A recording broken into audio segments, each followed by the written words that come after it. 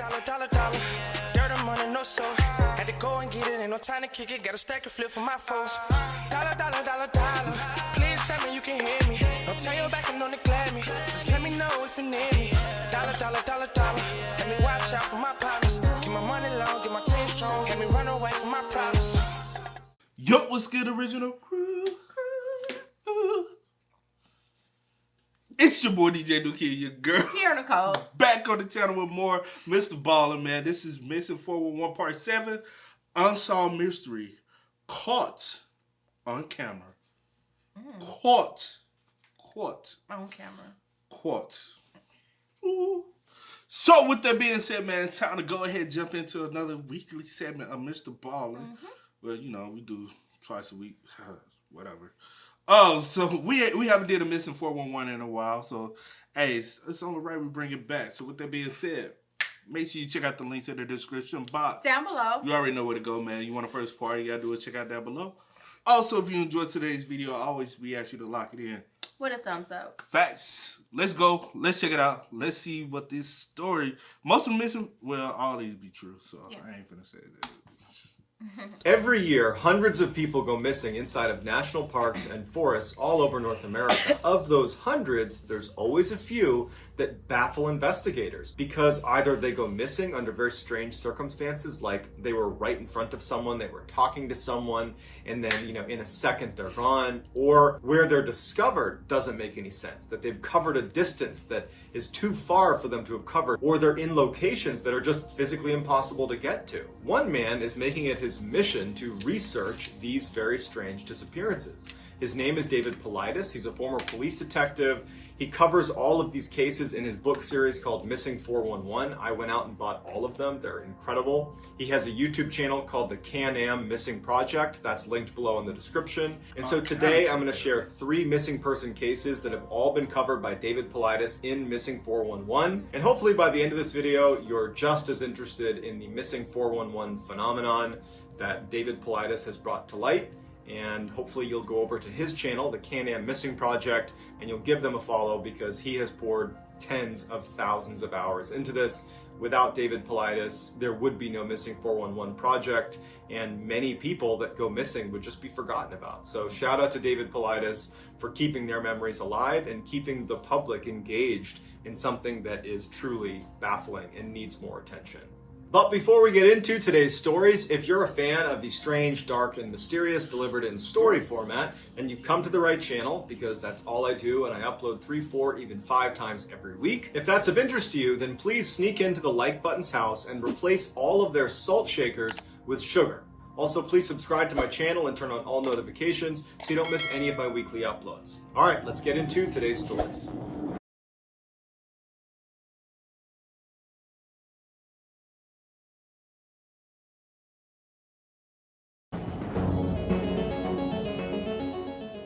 So just a couple of weeks ago, early on July 24th, 2020, an 18-year-old woman named Gia Fuda, who was living with her parents in Seattle, Washington, wakes up in their home, goes downstairs, says good morning to her mother and to her father. She has a sip of a seltzer water, and then she heads out to her car and says, okay, I'll see you tonight, and she drives off. Gia's mother said that because of the quarantine, all of Gia's college classes had been moved online, and Gia didn't like doing all of her work in the house. She felt trapped. And so her routine consisted of getting up early and heading to Bellevue College, which is just outside of Seattle, where she could do some work in their library, do her online courses there, and then come back sometime in the evening. And so Gia's parents assumed that's what she was doing that day. But when Gia left that morning, she did not follow her typical COVID-19 routine of going to Bellevue College to do schoolwork. Instead, she hopped on the highway and she drove 60 miles to a very rural part of Washington State. It's very heavily forested. It's called Index, Washington. And she gets picked up on a camera inside of a coffee shop where she gets a cup of coffee and she buys a Bigfoot keychain and then gets back in her car and drives another 30 miles away from Seattle, away from her parents' home. It's unclear where she's going until her car runs out of gas. And when she ran out of gas, it was like she wasn't prepared for it because she was only able to turn her car and barely pull off of Highway 2. It didn't look like she'd intentionally parked. And it's actually how investigators spotted it, because it was jutting out into the road slightly. She gets out, and instead of walking on the highway to try to get help or trying to flag down another motorist, she grabs her cell phone, her Bible, and a journal, and turns and starts walking directly uphill. There's like this mountain right next to the highway, and it's very densely forested. And she just starts walking straight up this mountain. It's important to note that David Paulides just recently came out with a video about this case on his Can-Am Missing Project channel, and he says that the area she stopped in is an area where at least a dozen other people have gone missing under baffling circumstances that have all been covered in the Missing 411 phenomenon. By 11:30 that night, Gia's parents were starting to get very concerned that they hadn't heard from their daughter and that she hadn't come home yet. They started texting her and calling her. No answer, no response. By 1 a.m., they called the police. So this huge search is launched to go find Gia. Hundreds of volunteers, they have all these professional search and rescue people out there, they have helicopters overhead, and almost immediately, within a few hours of the search being launched, they find her car on Highway 2. But no sign of her anywhere. The area that she was in was actually a dead zone for cell phone service, so they couldn't get in touch with her, in part because they had no service, and authorities weren't able to track her phone because there was no cell phone reception. So they didn't have much to work with, except that they generally knew where she might be, which is in this very thick section of the Cascade Mountains. And so for days and days, they're searching and turning up nothing. And unfortunately, as time ticks on, the likelihood of her being found alive is next to zero. But 7 days into this huge search where nothing has been turned up, they have this huge find. A couple of the searchers that were miles away from where she had gone missing. I mean, at this point, you're 7 days into the search. You have searchers combing miles and miles of territory, and there's nothing. They've found nothing. And these searchers are up near this scenic creek, where there's a little bit of a clearing, there's this creek, and they find in one area her jacket, her shoes, her phone, her journal, and her Bible, all in one area. It looked like she had just suddenly stripped everything she had, put it on the ground, but she was nowhere to be found. So while this find is certainly great progress towards discovering what happened, it unfortunately sent a message to her parents that at this point, you need to brace for the worst, because now your daughter is not only missing and has been for a week, she doesn't have any gear. She has no clothes, she has no phone, she's just gone and has nothing. So the omen was very bad at this point. But her family and the searchers were not willing to give up, so they continued to search this new area where all of her stuff had been found for another 2 days.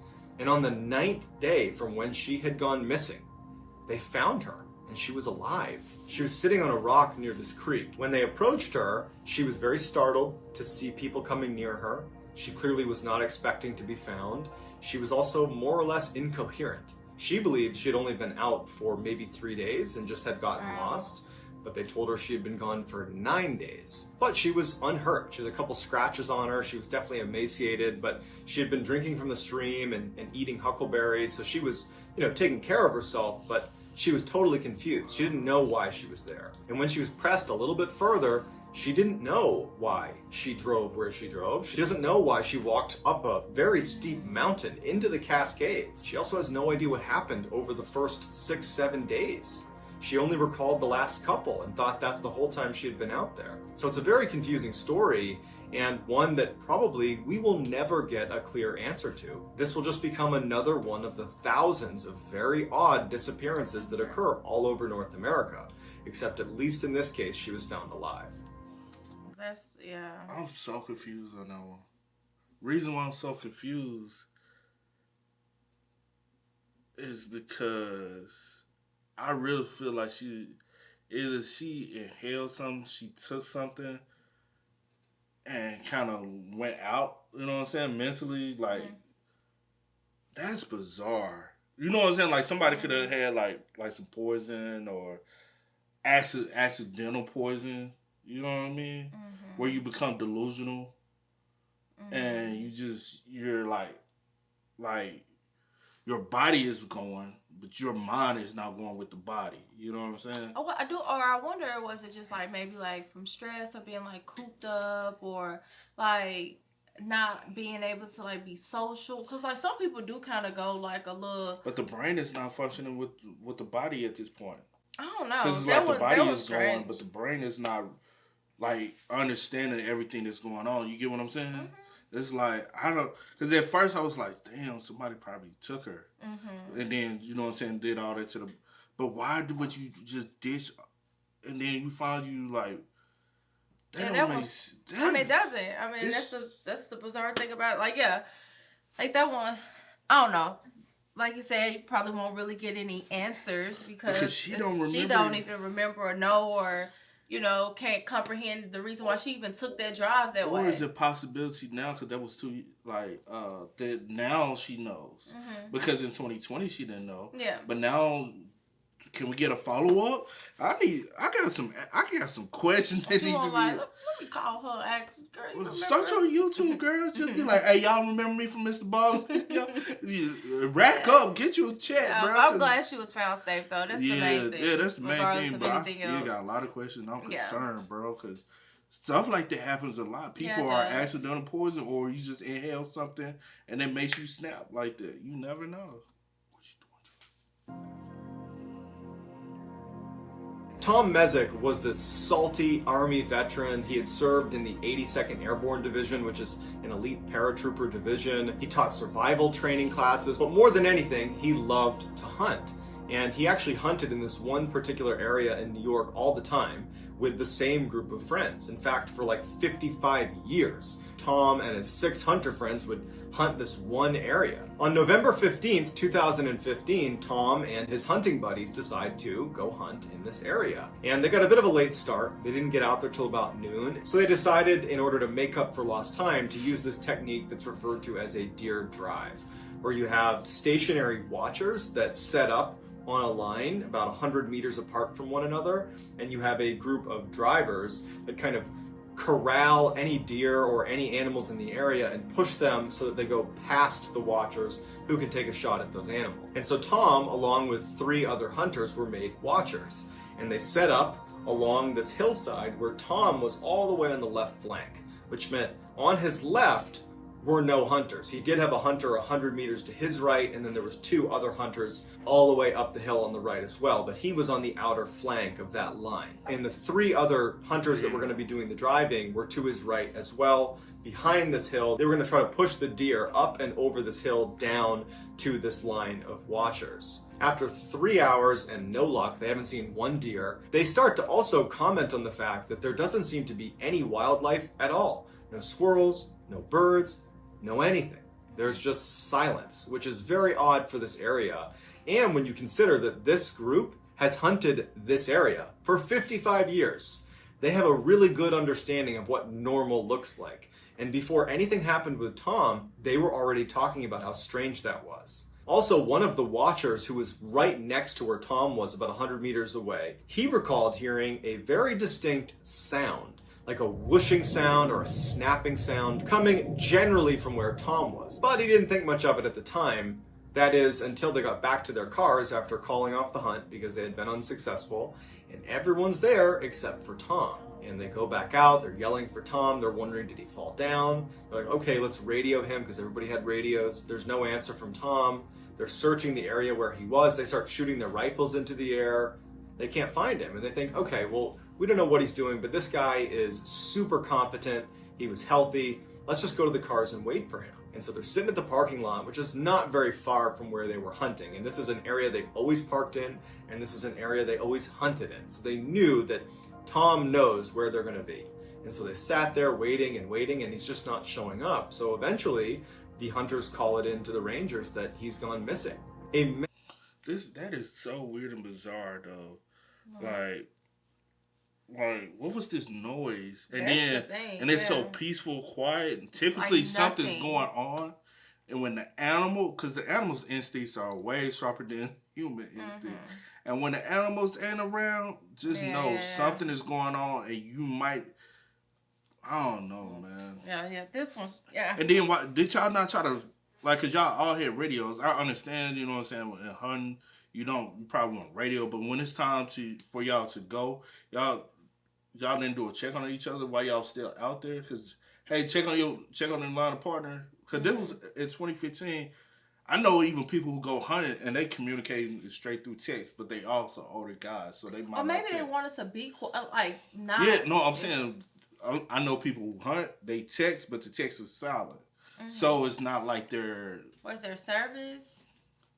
Well, the people I know, that's how they. But yeah, I get that. I'm saying this but I'm saying area. because they're older Yeah. people, especially like they don't text like that. You know what I'm saying? Cause that's not the way they always. So, but I'm like y'all got when y'all it was time to go, y'all should have walked to each other at least and made sure everybody was still in communication with each other. You know. Search is launched for Tom. I mean, they are combing this area. They got helicopters, professional search teams. They're looking in lakes. They're looking under logs. They're looking everywhere, and there's not a shred of evidence of Tom. They can't find his walkie-talkie. They can't find his gun. There's no clothes. There's nothing. He's just disappeared. On the 4th day of the search, the FBI shows up, and they get involved in the search, which didn't make any sense because why is the FBI getting involved 4 days into a search for an elderly hunter where there's no sign of foul play? Why are they getting involved? It didn't really add up. And all they would tell Tom's wife is that they believed that something was off about this case, and that's why they were there. But they couldn't elaborate unless more information came in. But nothing ever shows up. Even though Tom was a bit older, he literally taught survival classes. He was the guy teaching other people how to survive in the woods. He also has been hunting in that particular area for 55 years. How is it that he in no way was able to signal that something was wrong and that all these people, including the FBI, can't find any trace of him? It just seems like something is off. Yeah. I gotta agree with the FBI on this one. Look, now this is the one I need more. No, I have a lot of questions. I'll say this. The FBI know more than what they say. Yeah. Not that the FBI, this is something's weird This about is this like- case. No, Y'all get y'all involved 4 know days, something. like you said, for an elderly hunter. Y'all don't get involved in nothing. Come on now. It's, like normally, if you first you're gonna call the state. You know what I'm saying? Investigative That's strange. bureau, but you're not gonna call the FBI. And nothing See, else was heard of. Like nothing. They found. keep secrets, bro. Like something happened to that man, and y'all know to a point, but y'all don't want to elaborate unless more evidence came out. That y'all like, okay, we can. Yeah. Man, bro, don't tell me like, cause you know they finally said, hey, there is a certain thing as UFOs, like, and now y'all want to. After everybody said, hey, we done seen something in the sky before. And now all of a sudden they're like, hey, it is, you know what I'm saying? Like, could they have possibly, I don't be wanting to believe in that stuff, but, you know, you never know. Because ain't no way in the world the Earth, out of all these, and then we keep figuring out there's more and more galaxies, ain't no way that Earth is the only planet that has humans in its whole whatever it is. You gotta, we supposed to be the only planet in the Milky Way galaxy. But y'all talking about other galaxies and all these other galaxies and all these planets that's possibly that looks like Earth, and y'all saying like, come on. Yeah. I get you. In 2013, 51-year-old Dale Stelling decided to take a trip from Texas, where he lived with his wife and his parents, up to Colorado. He was an avid outdoorsman, and he had always wanted to go hiking and camping in Colorado. So he, his wife, and his parents load up the RV and they start making their way up to Colorado. On June 9th, as they're making their way to Colorado, their RV breaks down in New Mexico. Even though they weren't eager to get to Colorado, Dale saw that where they had broken down was near the Mesa Verde National Park. And he thought, well, we weren't planning this, but let's just stay here for a night and go check out the park tomorrow. Then we'll get the RV fixed and we'll be on our way to Colorado. And so they all agree. They stay the night, and the next morning they head over to Mesa Verde National Park. It was a very hot day that day, and Dale's wife was overweight and not very healthy, and his parents were very elderly. So when they got to the park, they ended up just sitting at the visitor center, and no one really wanted to actually go walk around. But Dale was an avid hiker, and he didn't like the idea of just sitting around all day. And so at some point, Dale just says, hey, I'm gonna go stretch my legs and walk this trail here down to the abandoned city ruins. There was this city that had been built into the cliff that lots of tourists would go check out. And so his wife and his parents, they don't bat an eye. They say, okay, we'll see you in a little bit. and Dale was off. Dale made it seem like it was going to be a very quick trip, and so when he didn't return in 2 hours, his family decided to tell rangers and say, hey, our husband, our son, he went hiking down that trail there towards the ruins, and we haven't heard from him. We can't get in touch with him on the phone. Can you guys go look for him?